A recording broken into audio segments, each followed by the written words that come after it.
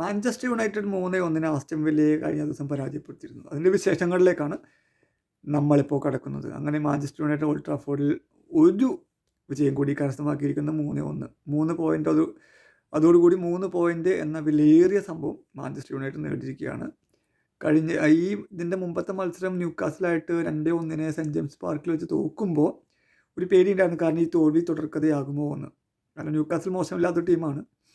പിന്നെ ഈ അടുത്ത് കളിക്കാൻ പോകുന്നത് ആസ്റ്റൺ വില്ല, 3-ാം സ്ഥാനം മാഞ്ചസ്റ്റർ യുണൈറ്റഡ് ആയിട്ട് മല്ലിട്ടുകൊണ്ടിരിക്കുന്ന ടീമാണ് ആസ്റ്റൺ വില്ല. അപ്പോൾ തുടർച്ചയായിട്ട് ബിഗ് ടീംസിനോട് കളിക്കുമ്പോൾ തോക്കുമോ എന്നൊരു പേടിയുണ്ടായിരുന്നു. എന്നാൽ പേടിയൊക്കെ മാറ്റി വെച്ചുകൊണ്ട് ആസ്റ്റൺ വില്ലയെ കംഫർട്ടബിളായിട്ട് തോപ്പിച്ചു. ഒരു വേള 1-1 സമനിലയായിരുന്നു സ്കോർ.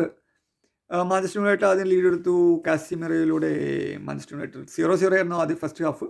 പിന്നെ കാസിമിറയുടെ ഒരു ഹെഡർ ഗോൾ, കുഞ്ഞിയുടെ ഒരു കിഡിലൻ ഗോൾ, ബെഞ്ചമിൻ സെസ്കോ രക്ഷയില്ലാത്ത ചങ്ങായിയാണ്. ഇതെന്ത് ചങ്ങായി ഗോൾ അടിച്ച് കൂട്ടനാണ്. ഒരു പ്രൈം ക്രിസ്ത്യാനോ റൊണാൾഡോ മാഞ്ചസ്റ്റർ യുണൈറ്റഡിലുള്ള ഒരു പ്രൈം സമയത്തോടൊക്കെയാണ് ബെഞ്ചമിൻ സെസ്കോയെ താരതമ്യപ്പെടുത്തുന്നത്. എത്രത്തോളം ഉണ്ടെന്ന് കണ്ടിരുന്നു. പക്ഷേ ചങ്ങായി എന്തായാലും മാഞ്ചസ്റ്റർ യുണൈറ്റഡിൻ്റെ ആ ചുവന്ന കുപ്പായത്തിൽ എന്തായാലും മനോഹരമായ കളി പുറത്തെടുക്കുന്നുണ്ട്. ക്ലച്ച് മൊമെൻറ്റുകളിൽ ഗോൾ അടിക്കുന്നുണ്ട്. പല കളികളും വിജയ ഗോൾ നേടുന്നത് സെസ്കോയാണ്. അങ്ങനെ കുറേ അഡ്വാൻറ്റേജ് സെസ്കോയെ കൊണ്ട് മാഞ്ചസ്റ്റർ യുണൈറ്റഡിനുണ്ട്. നല്ലൊരു സൈനിങ് ആയിരുന്നു.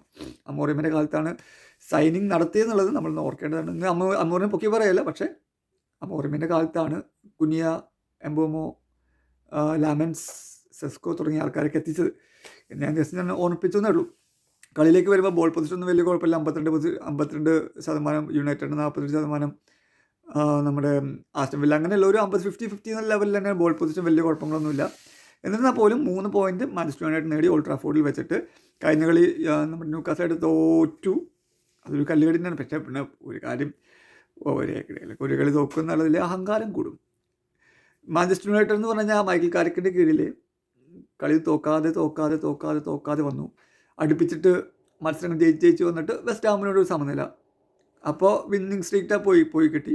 പിന്നെയും ജയിച്ച് വന്ന് ന്യൂക്കാസിലിനോട് തോറ്റില്ലെങ്കിൽ അഹങ്കാരം കൂടും. അത് കുറയും നല്ലതാണ്. അത് കാരണം കൊണ്ടായിരിക്കും മിക്കവാറും ഈ ന്യൂക്കാസിലായിട്ട് തോറ്റിട്ടുണ്ടാവുക. തോറ്റാലും നെക്സ്റ്റ് കളി ആസ്റ്റൺ വില്ലയെ ഓൾഡ് ട്രാഫോർഡിൽ തോൽപ്പിക്കാൻ പറ്റി. ആസ്റ്റൺ വില്ലയാച്ചെങ്കിൽ ഓൾറെഡി ഇപ്പോൾ യൂറോപ്പിൽ കളിച്ചുകൊണ്ടിരിക്കുന്ന ടീമായ കാരണം കൊണ്ട് ഇടയ്ക്ക് അവർക്ക് മത്സരങ്ങളുണ്ട്. അത് കാരണം കൊണ്ട് ഒരു പ്രീമിയർ ലീഗിൽ എപ്പോഴും കോൺസെൻട്രേറ്റ് ചെയ്യാൻ പറ്റില്ല. പിന്നെ പ്ലേയേഴ്സിന് റൊട്ടേറ്റ് ചെയ്യേണ്ടി വരും. പിന്നെ ടി11 ഉൾപ്പെടെയുള്ള കളിക്കാർക്ക് പരിക്കുണ്ട്. അതൊക്കെ നയമറിക്ക് ഒരു തലവേദന തന്നെയാണ്. അതിൻ്റെ ഇടയിലാണ് മാഞ്ചസ്റ്റർ യുണൈറ്റഡിനെതിരെ കളി വരുന്നത്. അപ്പോൾ അവരുടെ പല പ്രൈം നല്ല കളിക്കാരൊന്നും ഇല്ല. അപ്പോൾ ഉള്ള കളിക്കാരെ വെച്ച് കളിക്കാമെന്ന്. വാറ്റ്കിൻസ് എത്രത്തോളം ഫോമിലാന്ന് നമ്മൾ കണ്ടറിയണം. അപ്പോൾ വാറ്റ്കിൻസ് ഫോമിലല്ലെങ്കിൽ പോലും എപ്പോൾ വേണമെങ്കിലും ഫോമിലാവുന്ന കളിക്കാരാണ്. പക്ഷേ ഇപ്പോൾ സാഹചര്യത്തിൽ ഫോമില്ലായ്മ എന്നെനിക്ക് തോന്നുന്നുണ്ട്. അപ്പോൾ ആ കളിക്കാരൊക്കെ വെച്ചിട്ടാണ് ഉനയമറി അഡ്ജസ്റ്റ് ചെയ്യുന്നത്. ഈവൻ യൂറോപ്യൻ ഗെയിംസ് ആയാലും പ്രീമിയർ ലീഗ് ആയാലും. അപ്പോൾ അതിൻ്റെതായ കുറവൊക്കെ ഉണ്ട്. എന്നിരുന്നാലും ഇപ്പോഴത്തെ ഫോം അനുസരിച്ചിട്ട് ആസ്റ്റൺ വില്ല ഇത്തിരി ഫോം കുറവാണ്. അടുപ്പിച്ച് മത്സരങ്ങൾ തോക്കുന്നു, പോയിൻറ്റ്സ് ഡ്രോപ്പ് ചെയ്യുന്നു. ഒരു വേള ഈ ആസ്റ്റൺ വില്ല പാർക്കിൽ പോയിട്ട് മാഞ്ചസ്റ്റർ യുണൈറ്റഡ് ആസ്റ്റൺ വില്ലയായിട്ട് തോക്കുമ്പോൾ ഈ സീസണിൽ ഡിസംബറിൽ തോന്നുന്നു തോക്കുമ്പോൾ 9 പോയിൻ്റ് 10 പോയിൻ്റ് ഡിഫറൻസ് ഉണ്ടായിരുന്നു മാഞ്ചസ്റ്റർ യുണൈറ്റഡ് വേഴ്സസ് നമ്മുടെ ആസ്റ്റൺ വില്ല. യുണൈറ്റഡിനൊക്കെ 10 പോയിൻ്റ് 9 പോയിൻ്റ് കൂടുതലായിരുന്നു. എന്നാൽ യുണൈറ്റഡിൽ വെച്ചിട്ട് ഓൾഡ് ട്രാഫോർഡിൽ വെച്ച് കളിച്ച് മാഞ്ചസ്റ്റർ യുണൈറ്റഡ് ആസ്റ്റൺ വില്ലയെ തോൽപ്പിക്കുമ്പോൾ മാഞ്ചസ്റ്റർ യുണൈറ്റഡ് ആസ്റ്റൺ വില്ലയ്ക്ക് 3 പോയിൻ്റ് കൂടുതൽ. 3-ാം സ്ഥാനം മാഞ്ചസ്റ്റർ യുണൈറ്റഡ് അരക്കിട്ട് ഉറപ്പിക്കുന്ന ഒരു കാഴ്ച. 30 കളിയിൽ നിന്ന് 54 പോയിൻ്റായി 3-ാം സ്ഥാനം. 4-ാം സ്ഥാനത്ത് 51 പോയിൻ്റായി ആസ്റ്റൺ വില്ല നിൽക്കുന്നു. 49 പോയിൻ്റായിട്ട് ലിവർപൂളാണ് 5-ാമതുള്ളത്. അങ്ങനെയാണ് ഇത്. 1-ാം സ്ഥാനത്ത് ആഴ്സണൽ തുടരുന്നു. 2-ാം സ്ഥാനത്ത് മാഞ്ചസ്റ്റർ സിറ്റിയും തുടരുന്നു.